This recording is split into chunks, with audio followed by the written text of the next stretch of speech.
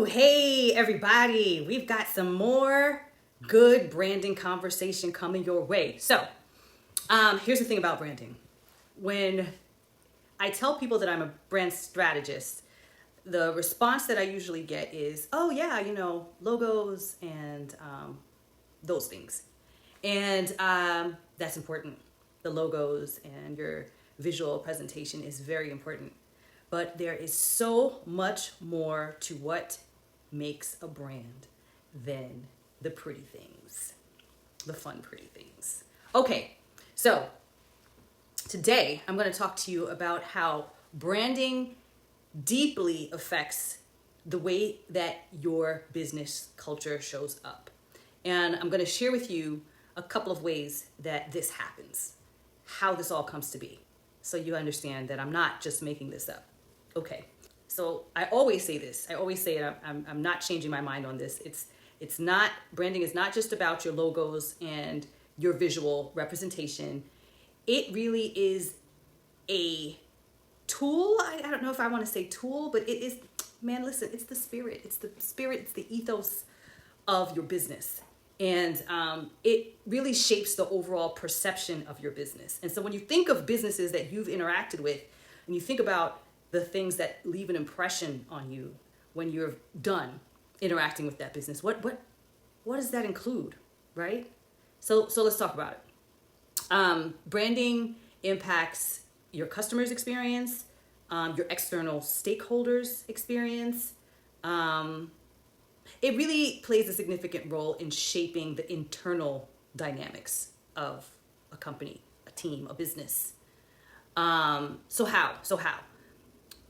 Shared vision and purpose. When you understand exactly who you are as a business entity, right? Persona or entity, then you have an opportunity to show up very clearly as who you know you are to be.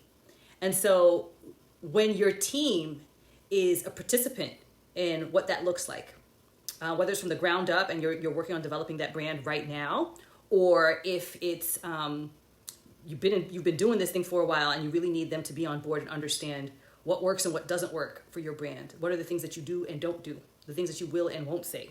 When your entire team is enrolled and they understand and believe your mission, your values, it's a way to unite everyone. It becomes, their efforts are all aligned. They're understanding that they're all working towards a common goal, right? It's a great way for you to suss out who's good on a team and who's not. Are we in this together? Are we working towards the same thing? Are we actually believing what we say we are? That kind of thing.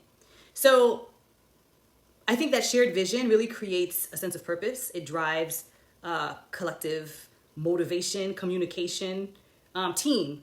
And it's usually, it's a more positive, energized team culture when you have everyone on board, right?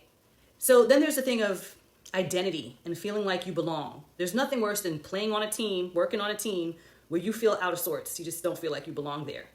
I think branding really creates a sense of identity for a company. And when you've got that, it really establishes a really distinct personality, the values, the voice that permeates throughout the organization. There might be a shared language, verbiage, mantras that are shared throughout your team. And when your team identifies and feels connected to that, it just builds a sense of pride and belonging to the team. So don't take this for granted. Talk about why you're here, what you're doing, why you're doing it. And it doesn't have to be done in a threatening way. It's in a rallying way to make sure everybody's on board. Folks will become brand ambassadors if they're really on board. You know what I mean? And fall in love with even the hard work of the work. So yeah, I think helping them to embody the brand's values and culture, it will shape their interactions internally and externally, whether it's with customers, clients, or stakeholders. And that is really, really important for pushing a business forward, right? How many times you go into the wrong McDonald's and you're like, this was horrible. I'm never going to this one again. I'm always going to the one on such and such and such and such street because I get my fries hot, they're quick, they on it, right? Same difference. Another thing is clear communication and expectations. Oh, baby. this is really all about leadership, isn't it? A really well-defined brand provides a framework for communication, sets clear expectations within the team, and brand guidelines. What's our tone of voice? What's our messaging standards? What will we say, push, avoid when we're dealing with our customers? Effective communication is everything. It really, truly is everything. It leads to better collaboration. You can swerve away from those misunderstandings, and you get just a more cohesive team culture, right? It also reinforces your brand's identity. It strengthens your reputation internally and externally when everyone is speaking the same language, taking the same actions. And then the other thing is you create a positive work environment when everyone's aligned on what is the brand culture, values, mission. It really has a direct effect on your work environment. It can create an inspirational environment, uplifting, positive, and for creativity and innovation, whoo! Oh my goodness, it can do so much for boosting the morale and the ability to be creative and innovative. I really believe that when your team feels connected to your brand's purpose and values, they're more likely to enjoy the work. They're more likely to stay motivated, contribute to a harmonious environment, and lift each other up. Without, when someone's trying to lift another person up and there's defense, there's frustration, there's resentment, what's going to happen? It's going to be, who do you think you are telling me, blah, blah, blah. But when it's done right and you got the right team with you, it's more of a check of like, word, I hear you. Okay, cool. Let's reset and refocus. Let's go team. Big difference. So if you've got people on the team that are like, who do you think you are, blah, blah, blah, blah, blah, two things you need to check. Is it them or is it you? Okay. The other thing is attraction and retention of talent. Both can be very costly. If you've got the wrong folks on the team, it can wear out efforts. And then to have to put so much effort into onboarding someone and then having to let them go and do it all over again. Ooh, boy, let me tell you, get it right the first time and use your brand values, your brand ethos, your brand identity to help you with the hiring process, y'all. You do the work up front. Makes everything else so much smoother. So, and really, in today's world, anyone looking to get on a team, they're looking for strong reputation. Whether it's a popular reputation or not, they're looking for the right environment for them, and they'll know. You can help them to know by presenting yourself properly as who you are.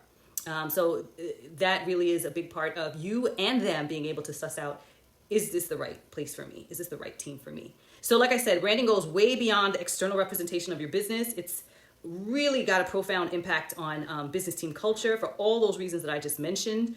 And if you need a hand sorting this out and you're like, Mel, I really don't know what I'm doing here.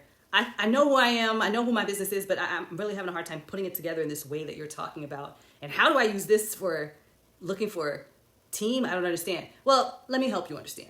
What you got to do is really simple. You just got to go to thecollectivelmg.com and click book a discovery call. And we are going to have 20 minutes together to just talk about where you are, where you're trying to get to. And we will figure out in that moment what it is that you should be prioritizing and whether or not I can help you with it. Sound like a plan? I think it does. So go ahead and get busy on that discovery booking, and I'll talk to y'all again soon.